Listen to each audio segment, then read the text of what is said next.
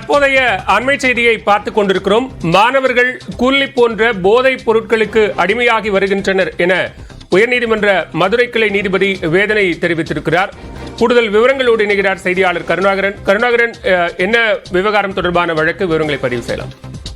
பாலவேல், அதாவது தமிழகத்தில் தடை செய்யப்பட்ட குட்கா, ஹான்ஸ் உள்ளிட்ட புகையிலை மற்றும் கூலிப் உள்ளிட்ட இந்த போதைப் பொருட்கள் தடை செய்யப்பட்டுள்ளது.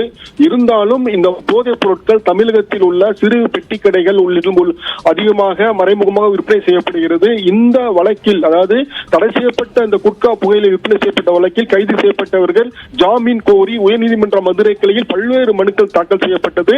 இந்த மனுக்கள் நீதிபதி பரத சக்கரவர்த்தி முன்பு விசாரணைக்கு வந்தது. அப்பொழுது நீதிபதிகள் அதிகமான வழக்குகள் இதுபோன்று விசாரணைக்கு வருகிறது. விசாரித்து பார்த்ததில் அந்த கூல் லிப் எனப்படும் போதைப் பொருள் அதிகமாக பயன்படுத்தப்படுகிறது. மேலும் அந்த கூல் லிப் என்ற அந்த போதைப் பொருளை கல்லூரி பள்ளி மாணவர்கள் அதிகம் வாங்கி சாப்பிடுகின்றனர். இதனால் அவர்களுடைய வாழ்க்கை முறையே பாதிக்கப்படுகிறது. மாணவர்களிடையே சண்டை ஏற்படுகிறது. அவர்களுடைய சிந்தனை திறன் அழிகிறது.